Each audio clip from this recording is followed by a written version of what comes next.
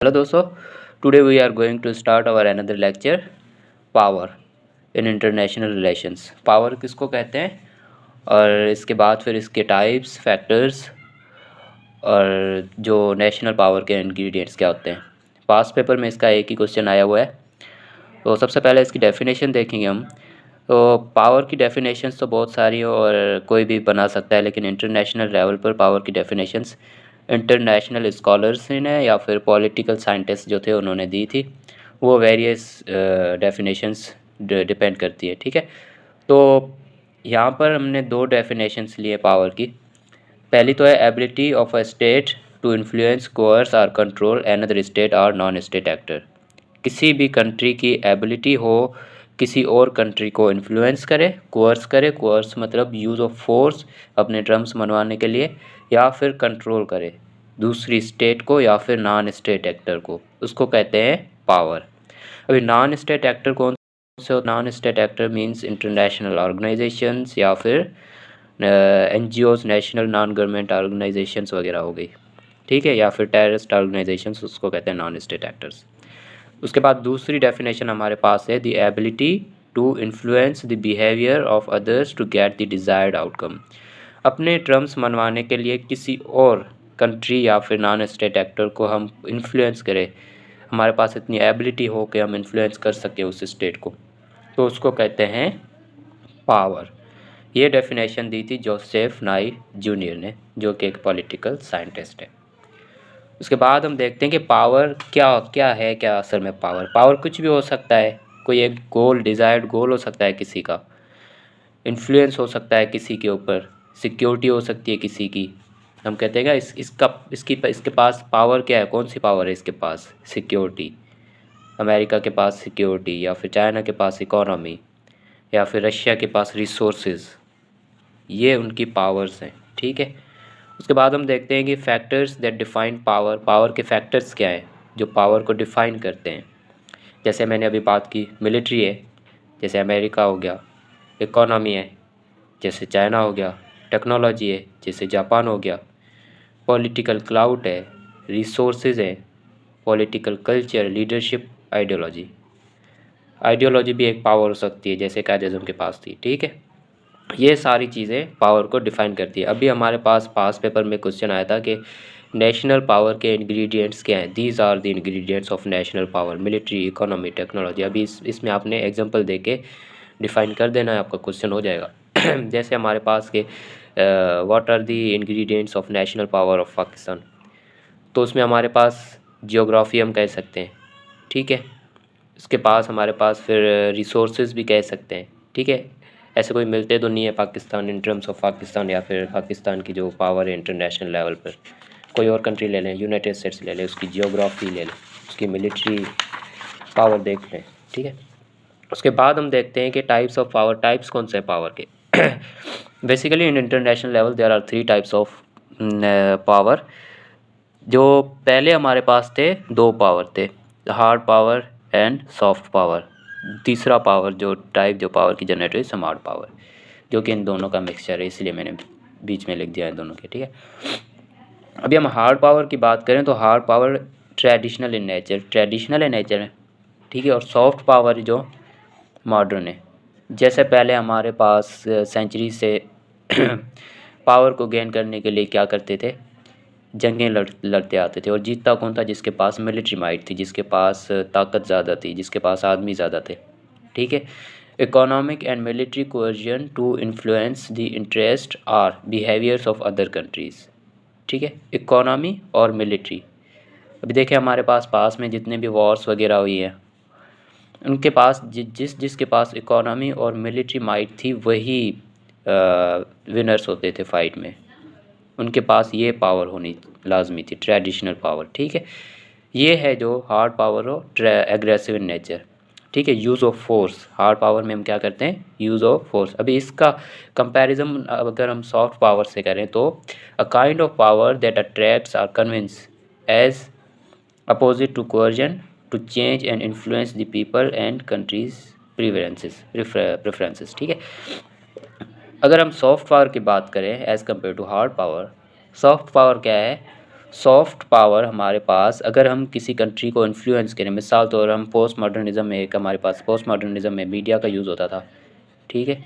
Media का use करके हम किसी चीज़ को इन्फ्लुएंस करते थे। अभी हम जैसे कहते हैं कि वेस्टर्न प्रोपेगेंडा है, जो वेस्टर्न ड्रेसेस पहनते हैं, जो हमारे पास ड्रेसेस का जो कल्चर है, पैंट शर्ट हो गई या फिर कोई और, तो ये हम किस चीज़ से मुतासिर हुए हैं, हम किसके इन्फ्लुएंस में, वेस्टर्न इन्फ्लुएंस के अंदर है। इसको कहते हैं सॉफ्ट पावर। अगर कोई कंट्री अपना कल्चर छोड़ के दूसरे का कल्चर अडॉप्ट कर ले, उसको कहते हैं सॉफ्ट पावर। अपनी चीज़ को छोड़कर दूसरे की चीज़ को अडॉप्ट करना शुरू कर दे, ठीक है। वेपन्स कल्चर जैसे साउथ अफ्रीका ने इस्तेमाल किया, वेपन्स बनते थे यूके और वेस्टर्न कंट्रीज़ में, सारी जो की थी, ठीक है, ये एम्पायर थे तभी उस वक्त। तो जब ये इन्होंने वेपन्स बनाए तो साउथ अफ्रीका में जैसे ही पता चला, तो वहाँ के जो मिलिटेंट्स वगैरह थे, जो लोग थे, तो उन्होंने वेपन्स कंज्यूम करना शुरू कर दिए। तकरीबन बनते यहाँ थे और सेल यहाँ पर, ये तो उनकी मार्केट हो गई थी, ठीक है।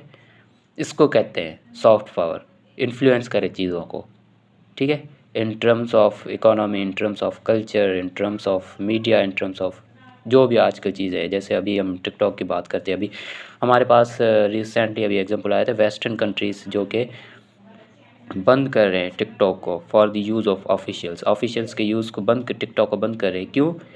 क्योंकि ये उनके आइडियाज़ को जनरेट कर सकता है चाइना की तरफ से, ठीक है।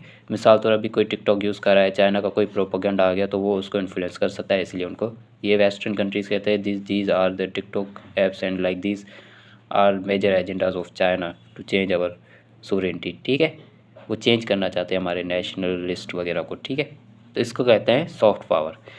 अभी इन दोनों के जो बीच का जो रास्ता है उसको कहते हैं सॉफ्ट पावर, जिसमें मिलिट्री यूज़ भी हो, हार्ड पावर की भी कुछ बातें आ जाती हैं और सॉफ्ट पावर की भी। मिसाल तौर हम मिलिट्री का भी यूज़ करें और डिप्लोमेसी का भी यूज़ करें। The use of both hard and soft power to attend foreign policy objectives, जैसे अमेरिका करता है, सैंक्शंस लगवाना और फोर्स भेज देना, दोनों ही एक साथ, और डिप्लोमेसी के लिए उनको मनवाना, उसको कहते हैं smart power. The proper balance between military and non military aspect of power, ठीक है, उसको कहते हैं स्मार्ट पावर। अभी हम देखते हैं कि एलिमेंट्स क्या हैं हार्ड पावर और सॉफ्ट पावर के, इनका डिफरेंस भी देख लेते हैं। हार्ड पावर है वो realist in nature, realist approach या रियलिस्ट इन नेचर का मतलब क्या, कि ये बात करते हैं यूज़ ऑफ फोर्स की, ठीक है। रियलिस्ट बात ही किस चीज़ की करते हैं, force, use of force, balance of power वगैरह होगी। जबकि यहाँ पर हमारे पास जो एलिमेंट्स ऑफ सॉफ्ट पावर ये बात करते हैं लिबरलिस्ट की, कोऑपरेशन की, ठीक है। मतलब कि आपने इन्फ्लुएंस करना है चीज़ों को, आप हमारा कल्चर अडॉप्ट कर लो, आप लड़ाई ना करो, आप हमारा कल्चर, जैसे लिटरेचर इन्फ्लुएंस करता है वेस्टर्न लिटरेचर। आजकल हमारे पास वेस्टर्न लिटरेचर की बहुत सारी बुक्स पढ़ी जाती है। This is known as a power in international relations. उसके बाद हमारे पास ये है ट्रेडिशनल वर्जन और ये है नियो लिबरलिज्म एंड कंस्ट्रक्टिविज़म, ठीक है। जैसे हमारे पास पोस्ट मॉडर्निज्म, मीडिया, ठीक है, इन्फ्लुएंस करना चीज़ों को। उसके बाद ये है हमारे पास मसल और ability to coerce, use of force, ये है कैपेसिटी टू परसुएड, ठीक है। उन कंट्रीज़ को आप यूज़ ऑफ फोर्स करने की ज़रूरत ही नहीं है, आप सीधा उनके एजेंडाइज ही चेंज कर दो आपके हिसाब से, तो उस चीज़ को कहते हैं सॉफ्ट पावर। यह है ज़ीरो सम गेम, एक की डिफीट दूसरे की जीत, एक हारा दूसरा जीता, ठीक है, या फिर दोनों की ही हार हो, ठीक है। यहाँ पर है हमारे पास विन विन सिचुएशन। अभी हमने वेस्टर्न कल्चर अडॉप्ट किया, ठीक है, इन 21st सेंचुरी, फिर ये बातें छोड़ दो जो 20th सेंचुरी या 19th सेंचुरी। अभी हम वेस्टर्न कल्चर अडॉप्ट करते हैं तो हम डेवलपमेंट की तरफ जाते हैं। अगर हम अंग्रेज़ी ना सीखते तो हम शायद आज इस लेवल पर नहीं होते जैसे साउथ अफ्रीकन कंट्रीज़ है हमारे पास, ठीक है। अब ये है टेंजिबल, ये ज़ाहिर होता है, जैसे मिलिट्री हो गई, रिसोर्सेज हो गए हमारे पास, नंबर ऑफ़ पॉपुलेशन हो गए, ये हमारे पास इंटेंजिबल है। Non tangible cooperation, trade, quality of diplomacy या human direct index, human development index, ठीक है। ये चीज़ें हमारे पास है, ये सॉफ्ट पावर के एलिमेंट्स हैं। जैसे हम कहते हैं कि स्विट्ज़रलैंड आज एक डेवलप्ड कंट्री क्यों है, क्योंकि हमारे पास स्विट्ज़रलैंड के पास ये चीज़ें हैं, ये करता है, तो सारे कंट्रीज़ क्या कहते हैं कि आपने ये चीज़ें अडॉप्ट करनी है। तो हम क्या कर रहे हैं, बेसिकली स्विट्ज़रलैंड को परसुएट कर रहे हैं। इस चीज़ को कहता है सॉफ्ट पावर। ठीक है, उसमें फिर हमारे पास आ जाते हैं कि फाउंडेशंस ऑफ सॉफ्ट पावर। पहले तो हमारे पास हार्ड पावर था, हार्ड पावर ही ज़्यादा माना जाता था as compare to soft power. Soft power तो नहीं था, सेंचुरी से हमारे पास मिलिट्री का यूज़ होता आ रहा था, इकोनॉमी का यूज़ होता आ रहा था। हम किसी चीज़ को गेन करने के लिए मिलिट्री का यूज़ करते थे, फोर्स का यूज़ करते थे। तो ये अचानक कैसे चेंज हो गए कि सॉफ्ट पावर की इमरजेंस कैसे हुई? इनके दो रीज़न्स हैं हमारे पास, एक दो सोर्सेज हैं, एक डोमेस्टिक सोर्स है, दूसरी इंटरनेशनल सोर्स। अभी डोमेस्टिक सोर्स में हम देखें तो हमारे पास 4 से 5 पॉइंट्स आ जाते हैं। जैसे कल्चर हो गया, ठीक है। अभी हम कहते हैं कि Finland is the happiest country in the world. कैसे? उनका सोशल कोहेजन, उनकी elevated quality of life, freedom, tolerance, ये सारी इनके अंदर खूबियाँ हैं, तभी वो एक डेवलप्ड कंट्री है। तो हम क्या कहते हैं कि सारे भागो भागो भाई, उसको परसुएट करो, ठीक है, उस कल्चर को अडॉप्ट करो, तो हमारे पास ये चीज़ें सारी आएंगी, अच्छी क्वालिटी होगी, हम भी हैप्पीएस्ट कंट्री हो जाएंगे इन द वर्ल्ड। इसके बाद फिर इसके पास हमारे पास देखते हैं कि सफिशिएंट अपॉर्चुनिटीज़ होती हैं, लोगों को बेसिक फैसिलिटीज़ प्रोवाइड करते हैं, अल्योरिंग लाइफ स्टाइल। अभी हम देखते हैं कि हमारे पास वेस्टर्न कंट्रीज़ में हर कोई स्कॉलरशिप लेना चाहता है। अभी हम प्रैक्टिकल बात करते हैं हमारे पास, जैसे स्कॉलरशिप्स आती हैं, चाइना की स्कॉलरशिप्स आती हैं, कोई जाना ही नहीं चाहता। क्यों? हम सोचते हैं यार चाइना जाके क्या करेंगे हम। एक वेस्टर्न कंट्रीज़ की, हमारे वेस्टर्न कंट्री की स्कॉलरशिप आई है, एक चाइना की आई है, ठीक है। चाइना क्यों नहीं जाना चाहते हम? क्या रीज़न है? चाइना एक बुरा कंट्री है, या वहाँ पर लोगों को मारते हैं, क्या करते हैं? This is the soft power, ठीक है। वो मीडिया ने हमारे जहन ही ऐसे कर दिए कि हम चाइना जाना ही नहीं चाहते, हम वेस्टर्न कंट्रीज जाना चाहते हैं, वहाँ की एजुकेशन लेना चाहते हैं, ठीक है, अल्योरिंग लाइफ स्टाइल। उसके बाद फिर पॉलिटिकल इंस्टीट्यूशंस, डेमोक्रेसी होनी चाहिए, कॉन्स्टिट्यूशनलिज्म, कॉन्स्टिट्यूशन, लिबरलिज्म, ठीक है, फ्रीडम ऑफ स्पीच होनी चाहिए। उसके बाद ये हमारे पास आता है उसमें इंटरनेशनल सोर्स में। उसके बाद ये आते हैं डोमेस्टिक सोर्स, इसका एक पॉइंट ये है हमारे पास, वेल फंक्शनिंग गवर्नमेंट होनी चाहिए। तभी आप उस कंट्री को परसुएट करोगे, उस कंट्री की तरफ जाओगे, उस कंट्री के पॉइंट्स की तरफ झुकोगे। अभी हमारे पास हम इंटरनेशनल सोर्सेज देखते हैं कि कौन से कंट्री हैं जो इन्फ्लुएंस करते हैं दूसरे कंट्रीज़ को कि हमारी तरह बनो, ठीक है। जैसे हमारे पास कम्युनिज़म वर्सेस कैपिटलिज़म था, यूएस वर्सेस यूएसएसआर। तो ये जंग क्यों थी? ये पावर गेम थी, ठीक है। अभी यूनाइटेड स्टेट्स के पास डेमोक्रेसी थी, कॉन्स्टिट्यूशनलिज्म था, लिबरलिज्म था, तभी उसकी जीत हुई। यूएसएसआर के पास वो सारी चीज़ें नहीं थी, उसके बहुत सारे दूसरे रीजंस भी थे, इकोनॉमी उसकी वीक हो गई थी वगैरह वगैरह। तो इसके हम इंटरनेशनल सोर्सेज अगर देखें तो इसके पहला तो आता है कि respect for international laws, norms and institutions. वही बात, अगर यूएन के लेवल पे, यूनाइटेड नेशंस पे कोई चीज़ होती है, डिक्लेयर होती है हमारे पास कि ये चीज़ करनी है, तो वो कंट्री सबसे पहले स्टेप अप करे, जी मैं करूँगा, I am the first one two do this. कि किसी कंट्री को किसी कंट्री को एड देनी है या फिर मिलिट्री इक्विपमेंट वगैरह देने हैं, ठीक है, तो वो कंट्री सबसे पहले हो।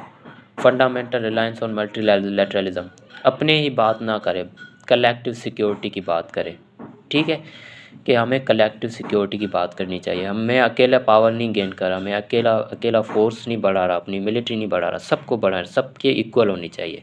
ऐसे नहीं है कि मेरी सबकी मिलिट्री बढ़ रही है या मेरी कम हो रही है, मेरी मिलिट्री बढ़ रही है दूसरों की कम हो रही है, ठीक है। ये हमारे पास फाउंडेशंस थे। तीसरा इसका point, willingness to sacrifice for short term national interest in order to contribute to collective good. वही बात की मैंने अभी, अपने जो नेशनल इंटरेस्ट है, शॉर्ट टर्म नेशनल इंटरेस्ट, उसको वो सेक्रीफाइस करे दूसरों के लिए, कलेक्टिव सिक्योरिटी के लिए।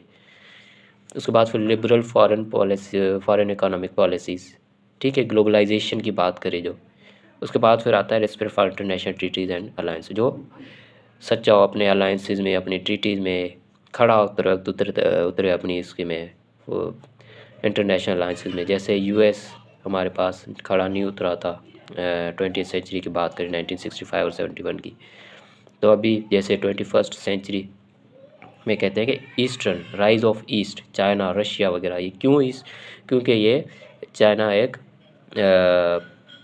क्या कहते हैं उसको, प्रोमिस्ड अलायंस है, ठीक है, अलायंस पार्टनर है, जो एक ट्रस्टफुल फ्रेंड हम कह सकते हैं उसको। जैसे यूएस नहीं खड़ा उतरा था पाकिस्तान की तरफ, अब पाकिस्तान अब ईरान की तरफ जा रहा है। This is the soft power, China अपनी इकोनॉमी यूज़ कर रहा है। उसके बाद फिर हम देखते हैं कि reasons for evolution of soft या स्मार्ट पावर। हमारे पास ट्रेडिशनल, अगर हम देखें ट्रेडिशनलिज्म में या फिर हार्ड पावर की बात करें, तो हमारे पास यूज़ ऑफ फोर्स होता है। अगर किसी चीज़ को हमें गेन करना है, मिसाल तौर हमें पाकिस्तान की टेरिटरी गेन करनी है या फिर इंडिया की टेरिटरी गेन करनी है, तो हम सीधा यूज़ ऑफ मिलिट्री कर देते हैं। ये सारी चीज़ें करने की क्या ज़रूरत है? ये मीडिया या फिर ये इन्फ्लुएंस करना लोगों को, या फिर हमारे पास परसुएट करना किसी चीज़ को, इम्पेरियलिज्म का यूज़ करना, क्यों? डायरेक्ट मिलिट्री यूज़ करो, इकोनॉमी यूज़ करो, बॉम्बारमेंट करो वगैरह, वेपन्स का यूज़ करो। तो ये हमारे पास सॉफ्ट पावर की या स्मार्ट पावर की इवोल्यूशन ऐसे ही कि न्यूक्लियर वेपन्स आ गए। न्यूक्लियर वेपन्स ने एक तो कंट्रीज़ की सिक्योरिटी बढ़ा दी, और दूसरी बात के सॉफ्ट पावर की इमरजेंस हो गई। क्यों? क्योंकि अगर कोई कंट्री खाली एक कंट्री के पास न्यूक्लियर वेपन्स होते तो अलग बात है। अभी यूएस के पास है, यूएसएसआर के पास है, यूके के पास है, पाकिस्तान के पास है, इंडिया के पास है, ठीक है, सबके पास हर कॉन्टिनेंट में न्यूक्लियर वेपन्स आ गए। अगर कोई एक यूज़ करता है तो दूसरा भी यूज़ करेगा, ज़ीरो सम गेम, सबकी डिफीट होगी। इसलिए सॉफ्ट पावर का यूज़ करते हैं। नहीं नहीं नहीं, मिलिट्री का यूज़ नहीं करना हमने भाई सॉफ्ट पावर का यूज़ करना है, इन्फ्लुएंस करना है उन लोगों को। कॉस्ट ऑफ वेपन्स, भाई ये वेपन्स बहुत महंगे हैं, हमारी इकोनॉमी, हम ह्यूमन डेवलपमेंट इंडेक्स पर यूज़ करें या फिर अपने लोगों पर यूज़ करें या फिर मिलिट्री पर, जैसे पाकिस्तान कर रहा है मिलिट्री पर। हम कहते हैं भाई मिलिट्री स्पेंडिंग कम करो, मिलिट्री स्पेंडिंग कम करो, वो तो हमारी एक नीड है इंडिया की वजह से, वरना हम कर देते। तो कॉस्ट इफेक्टिव है सॉफ्ट पावर, हमारे पास तो वो भी नहीं है। तो ग्रोथ ऑफ डेमोक्रेसी की ग्रोथ की वजह से पब्लिक ओपिनियन इन्फ्लुएंस करने लगा, ठीक है, पब्लिक ओपिनियन को ज़्यादा तरजीह दी गई। लिबरल प्रिंसिपल्स इमर्ज होने लगे हमारे पास। Modernisation and socio economic and political interdependence. उसके बाद फिर ग्लोबलाइजेशन हमारे पास। अगर कोई कंट्री, एक कंट्री मिसाल तो यूके है, वो इंडिया पर हमला करता है, ठीक है, तो इंडिया का स्ट्रेटेजिक पार्टनर दूसरा कौन सा है? यहाँ पर हम मिसाल तौर बात कर देते हैं कि यूएस या फिर नेपाल, ये तो एक छोटा कंट्री है, या फिर रशिया, कोई भी, वो इस पर हमला करते हैं। इसका फिर जो साथी होगा वो इस पर कर देगा। ऐसे करके ये एक दूसरे में वर्ल्ड वार में चेंज हो सकती है।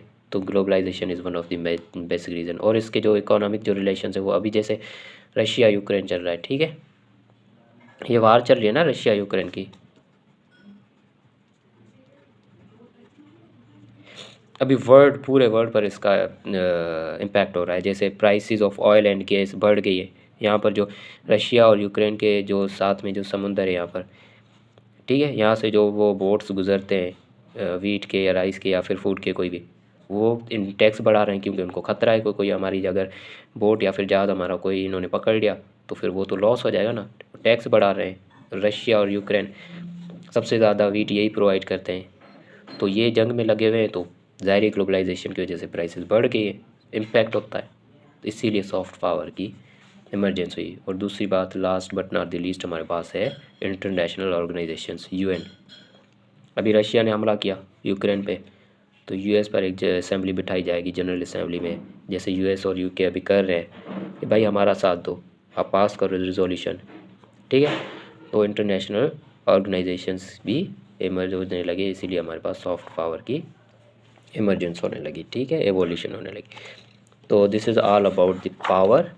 आई think we have cleared everything. अभी हमारे पास, मैंने आपको बताया कि क्वेश्चन किस तरह से आता है, एनलिस्ट द डिटेल्स ऑफ या फिर इंग्रेडिएंट्स ऑफ नेशनल पावर, आपने ये लिख देने हैं। ये बेसिकली हमारे पास ये पड़े हैं, कौन कौन से इंग्रेडिएंट्स नेशनल, यूएस के पास कौन कौन से नेशनल पावर के इंग्रेडिएंट्स।